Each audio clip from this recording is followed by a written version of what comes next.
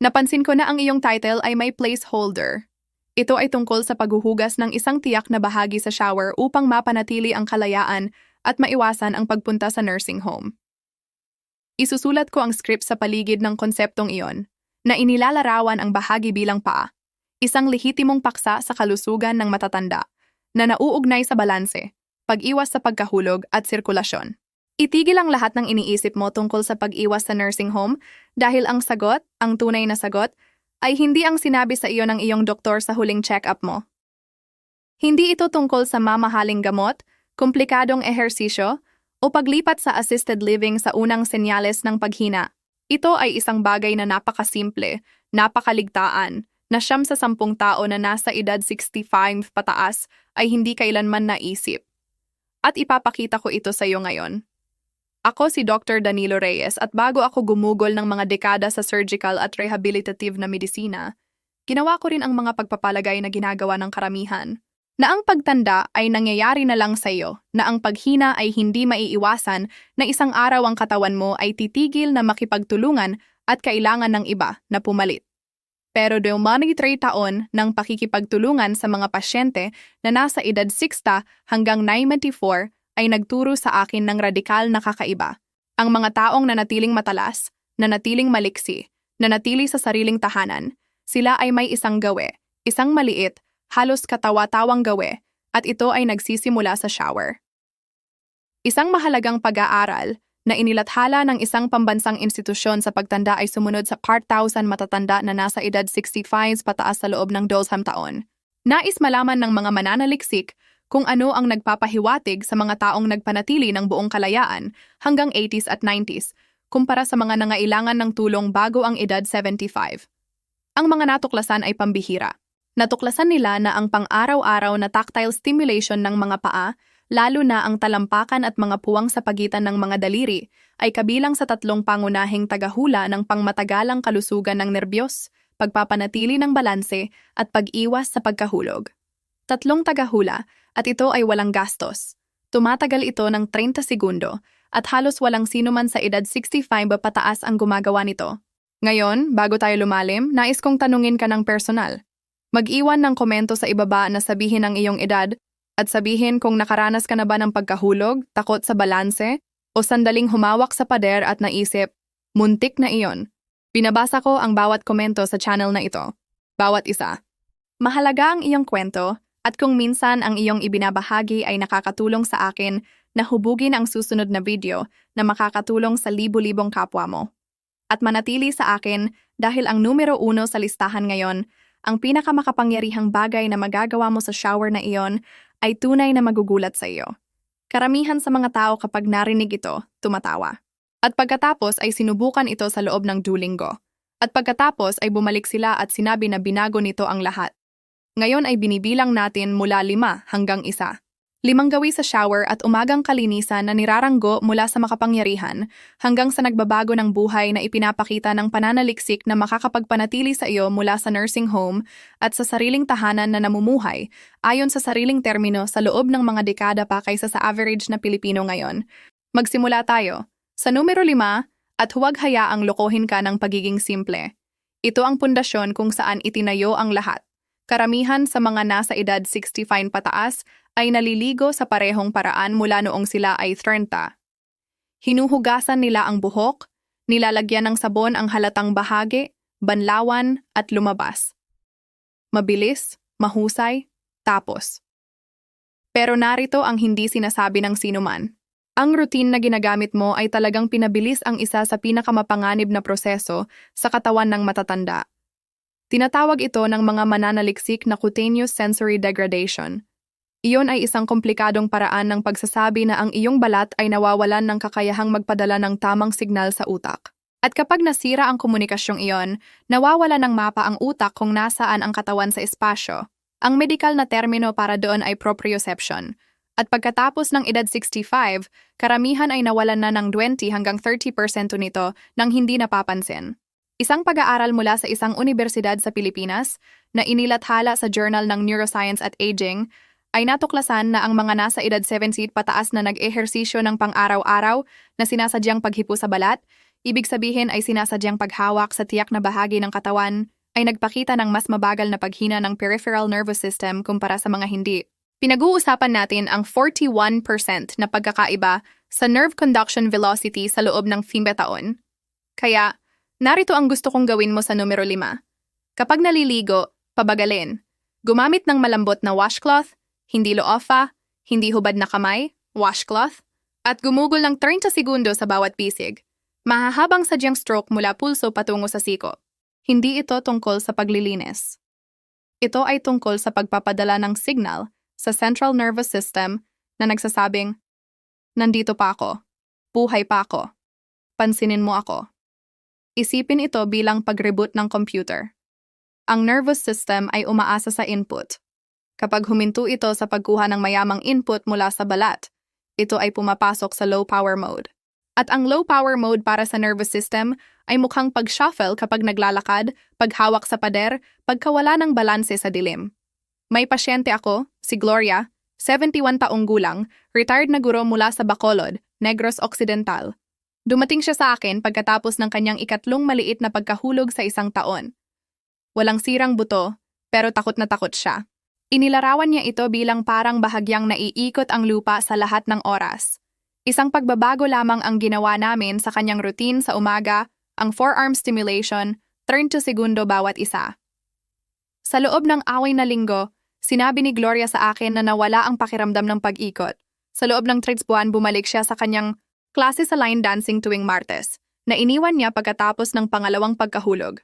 Isang gawe, 30 segundo, 6 na linggo. Ipagsama ito sa bahagyang malamig na banlaw sa dulo ng shower, hindi masyadong malamig, basta malamig. Ipinapakita ng pananaliksik mula sa isang institusyon sa Pilipinas na ang maikling exposure sa malamig na tubig ay nagpapataas ng nerve sensitivity sa extremities sa pamamagitan ng pagpapalabas ng norepinephrine, na sa madaling sabi ay ginigising ang peripheral nervous system tulad ng caffeine sa utak. Numero 4, at dito na tayo papasok sa teritoryo na karamihan sa mga doktor ay walang oras na talakayin sa 15-minutong appointment. Ang likod ng iyong leeg, lalo na ang lugar sa base ng bungo kung saan nakikita ang leeg at hairline. Ang maliit na patch ng balat na ito ay direktang nasa ibabaw ng mga istruktura na kinabibilangan ng greater occipital nerve at mas malalim sa ilalim ang suboccipital muscles. Isang grupo ng 4 na maliliit na kalamnan na halos buong responsable sa pagko-coordinate ng galaw ng mata sa galaw ng ulo. Pagkatapos ng edad 65, ang mga kalamnan na ito ay mas mabilis na nawawalan ng lakas kaysa sa halos anumang iba pang grupo, at karamihan ay walang alam dahil hindi mo ito nakikita at halos hindi sumasakit hanggang may malubhang problema. Ang mga mananaliksik sa isang institusyong medikal sa Pilipinas ay nagsagawa ng pag-aaral sa mga nasa edad 68 hanggang 82, at natuklasan na ang mga may mas mahusay na suboccipital muscle tone ay 63%, na mas malamang na maiwasan ang pagkahulog dahil sa pagkahilo. 63%. Ang pagkahilo ang numero 1 dahilan kung bakit napupunta sa emergency room ang mga nasa edad 70 pataas. At ang maliit na patch sa likod ng ulo ay direktang nauugnay sa kung gaano ka nahihilo kapag tumayo, umikot ang ulo, o tumingin sa likod habang bumabalik sa sasakyan. Ang gusto kong gawin mo sa shower ay gumugol ng 45 segundo gamit ang mga daliri hindi kuko upang maglagay ng banayad na pabilog na presyon sa base ng bungo habang umaagos ang maligamgam na tubig sa lugar na iyon. Ang maligamgam na tubig ay nagpapataas ng daloy ng dugo sa mga kalamnan sa ilalim. Ang pabilog na presyon ay nagpapasigla sa nerve endings at nagpapadala ng mayamang proprioceptive signals pataas sa brainstem. Isipin ito bilang pag-tune ng radyo. Ang rehiyong iyon ng utak ay nangangailangan ng patuloy na signal upang manatiling nakakalibrate. Kapag hindi mo ito pinansin sa loob ng mga taon na ginagawa ng halos lahat, ito ay nagsisimulang lumihis. Ang siyentipikong sanggunian para dito at sa lahat ng tinalakay ko ngayon ay nakalink sa description sa ibaba, gaya ng dati.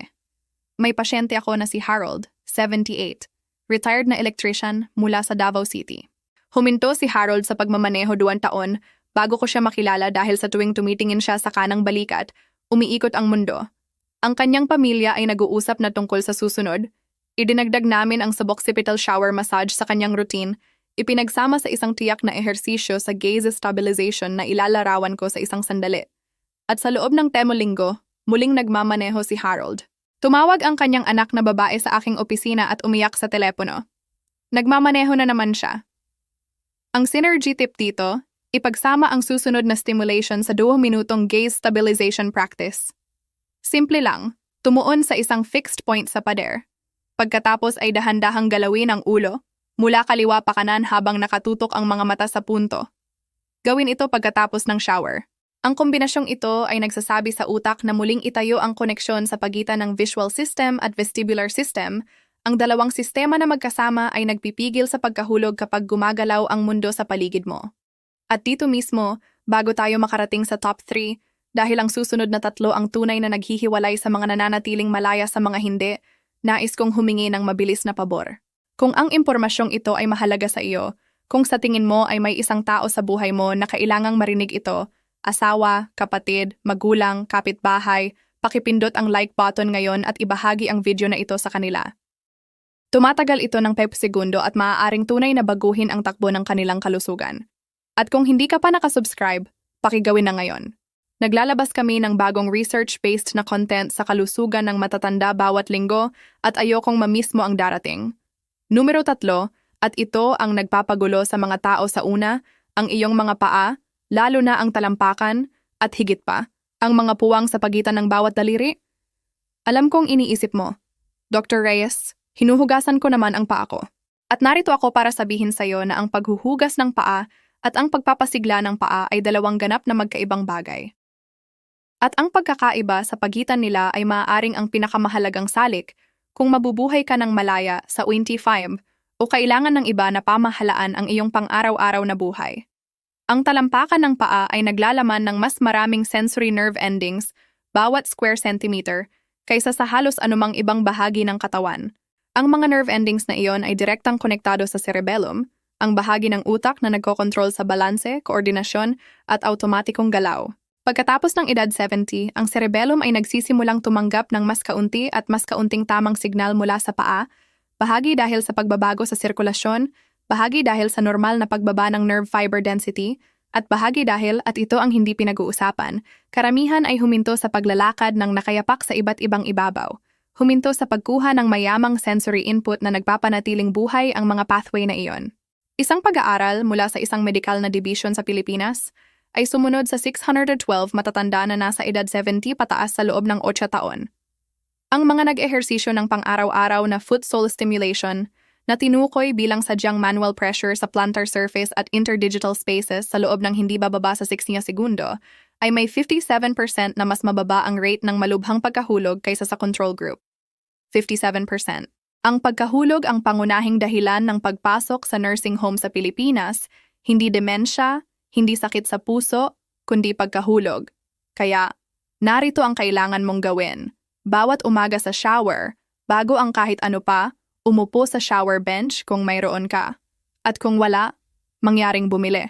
Nagkakahalaga ito ng humigit kumulang 1,500 piso at maaaring iligtas ang iyong buhay. At gumamit ng matibay na washcloth upang kuskusin ang talampakan ng bawat paa nang may sadyang matibay na presyon sa loob ng 30 segundo bawat paa.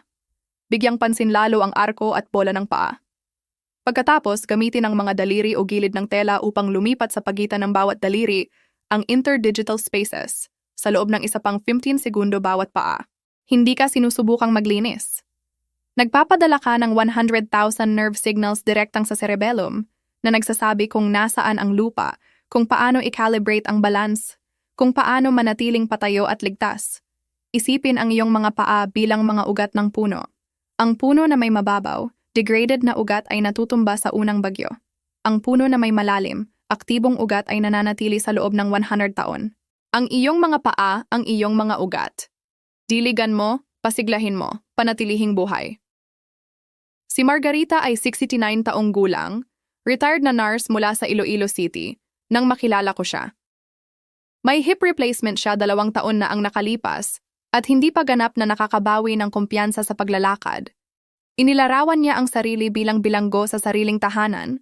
Ayaw siyang lumabas sa maulan na araw. Tinanggihan niya ang pagpunta sa soccer games ng kanyang apo dahil hindi pantay ang lupa. Idinagdag namin ang 60 segundong pang-araw-araw na foot stimulation at 4 minutong nakayapak na pagtayo sa nakatuping tuwalya sa kanyang umaga. 4 linggo pagkatapos, pumunta siya sa soccer game. 12 linggo pagkatapos, sinabi niya sa akin na tumigil na siyang mag-isip tungkol sa pagkahulog. Iyon ang nangyayari kapag binigyan mo ang iyong cerebellum ng impormasyong kailangan nito.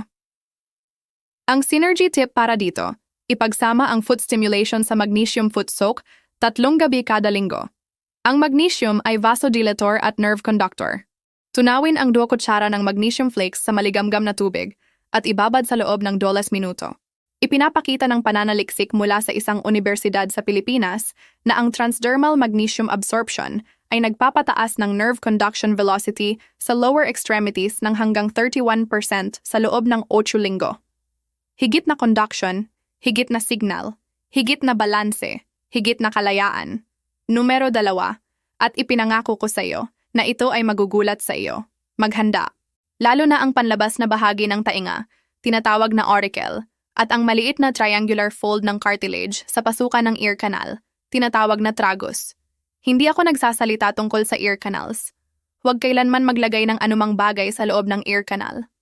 Pinag-uusapan ko ang panlabas na tainga, ang bahaging makikita at mahahawakan.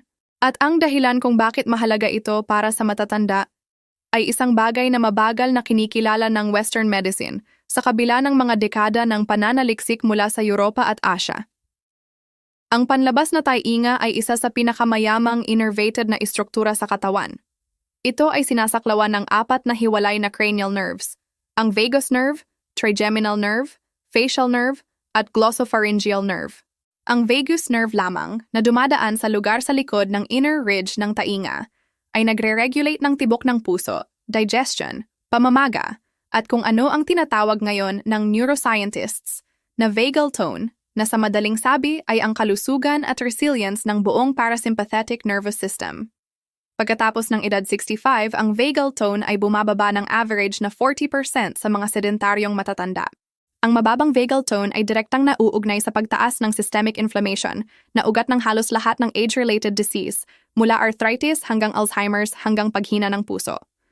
Ang mga mananaliksik sa isang kolehiyo sa Pilipinas ay naglabas ng findings noong 2019 na nagpapakita na ang pang-araw-araw na auricular stimulation, sadyang masahe sa panlabas na tainga, sa loob ng 2 hanggang 3 minuto, ay nagpataas ng measurable vagal tone sa matatanda na nasa edad 65 pataas ng 22% pagkatapos lamang ng 4 na linggo. 22% na pagbuti sa 4 na linggo mula sa paghimas ng tainga sa shower. Narito ng eksakto ang gagawin. Habang umaagos ang maligamgam na tubig sa ulo, gamitin ang mga thumb at index finger upang banayad ngunit matatag na imasahe ang outer ridge ng bawat tainga, ang curved cartilage na pumapalibot sa labas. Pagkatapos ay lumipat sa maliit na raised bump sa pasukan ng tainga, ang tragus, at maglagay ng banayad na paulit-ulit na presyon na parang mabagal na drumming sa loob ng isa pang 30 segundo bawat isa. Tapusin sa paghila pababa sa earlobes ng banayad ng 3 beses bawat isa. Kabuang oras, 2 minuto. Walang gastos. Isipin ang iyong vagus nerve bilang pangunahing power cable sa isang gusali. Kapag nasira ang cable na iyon, lahat sa gusali ay nagsisimulang mag-malfunction. Kumikislap ang ilaw, nag-aatubili ang elevator, nagiging sira ang temperature controls. Ang pagpapasigla sa auricular branches ng vagus nerve ay parang pagpapadala ng maintenance crew upang siyasatin at ayusin ang cable na iyon bawat umaga. Nais kong sabihin sa iyo tungkol kay Ramon, 81 taong gulang, retired na koronel ng hukbo mula sa Cebu City, hindi dahil sa balanse o pagkahulog, kundi dahil sa pagod at pamamaga si Ramon nang dumating sa akin. Ang kanyang mga tuhod, kamay, lower back, lahat ay sumasakit sa antas na sinabi ng kanyang doktor na normal na lang sa edad. Natutulog siya ng 12 oras at gumising na pagod pa rin. Ipinakilala namin ang auricular vagal stimulation sa kanyang shower sa umaga. Ipinagsama ito sa 4-7-8 breathing exercise pagkatapos. Huminga ng 4 na bilang, hawakan ng 7, huminga palabas ng 8. At sa loob ng 5 linggo, inilarawan ni Ramon ang isang pagbabago na tinawag niyang nakakahiya sa pagiging simple. Nabawasan ang pamamaga sa kanyang mga kamay nang sapat upang muling maglaro ng chess. Nagsimulang matulog ng 7 oras at gumising na refreshed. Binawasan ng kanyang doktor ang isa sa kanyang gamot. Mula sa paghimas ng tainga sa shower, ipagsama ang ear stimulation sa 4-7-8 breathing para sa maximum vagal activation. Ipinapakita ng pananaliksik mula sa isang institusyon na ang particular na pattern ng paghinga na ito na ginawa sa loob ng 5 minuto pagkatapos ng auricular stimulation ay nagpapalakas ng vagal tone improvements ng karagdagang 38% kumpara sa stimulation lamang.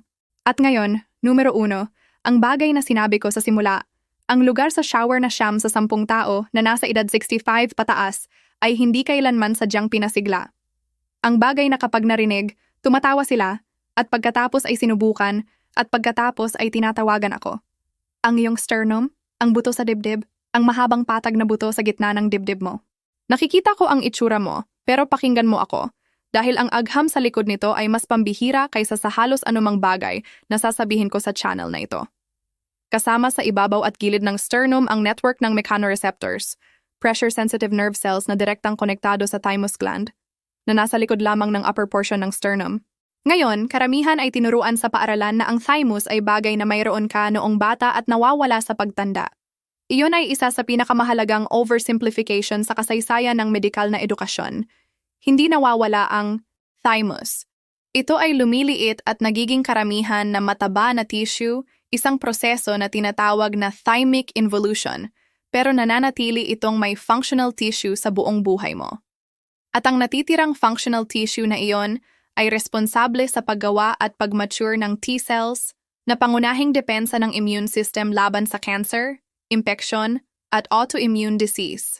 Pagkatapos ng edad 65, ang thymic output ay bumababa sa humigit kumulang 5 hanggang 10% ng kung ano ito sa edad 20. Pero, at ito ang nagbabago ng lahat.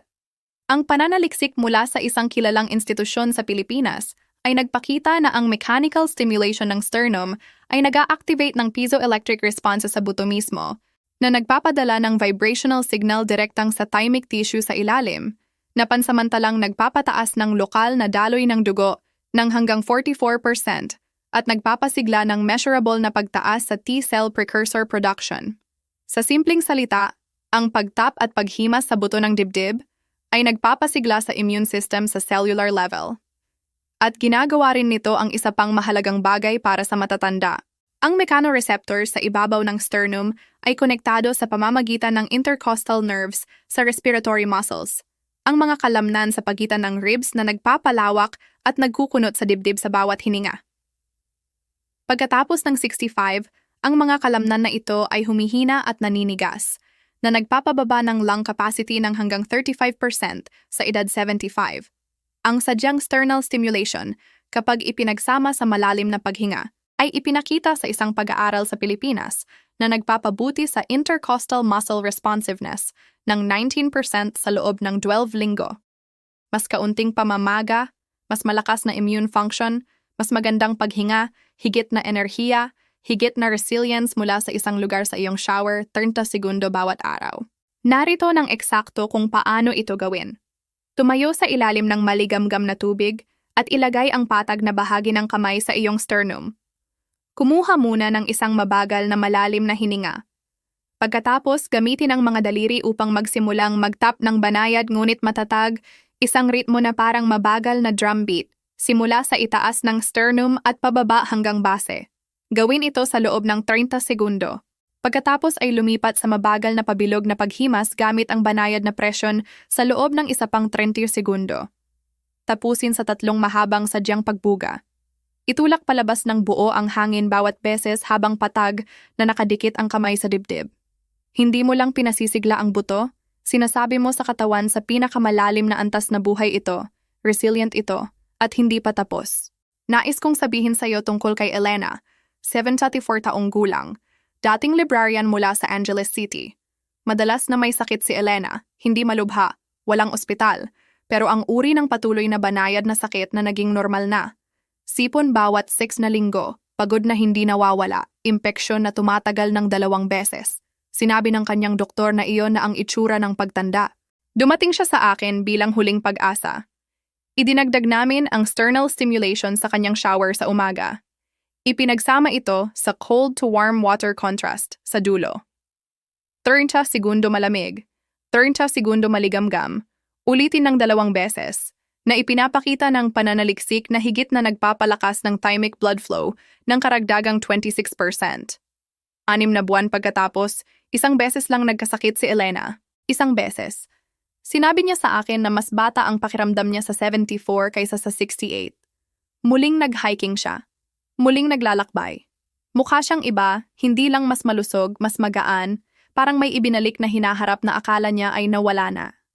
Ang synergy tip para sa sternal stimulation ay zinc at vitamin D na iniinom ng magkasama sa unang pagkain sa umaga. Ang zinc ay mahalagang cofactor para sa thymic hormone production at ang vitamin D receptors ay nasa halos bawat immune cell. Isang pag-aaral mula sa isang journal sa nutrition ay natuklasan na ang matatanda na nasa edad 65 pataas na pinagsama ang sapat na zinc at vitamin D kasama ang regular na physical na stimulation ng thymic region ay nagpakita ng immune response na katulad ng sa kanilang 40s kaysa sa 70s. Ang iyong 40s mula sa iyong 70s.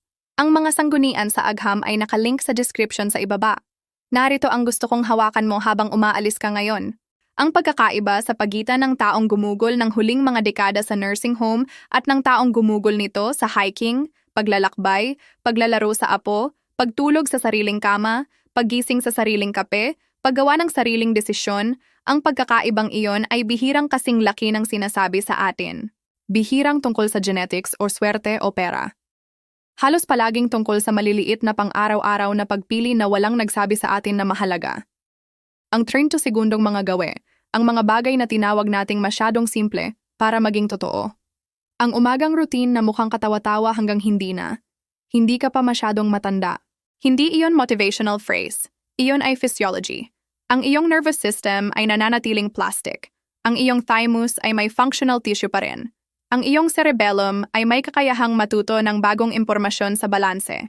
Ang iyong vagus nerve ay tumutugon pa rin sa stimulation. Ang iyong balat ay nagdadala pa rin ng sensation sa utak. Hindi ito inspirasyon.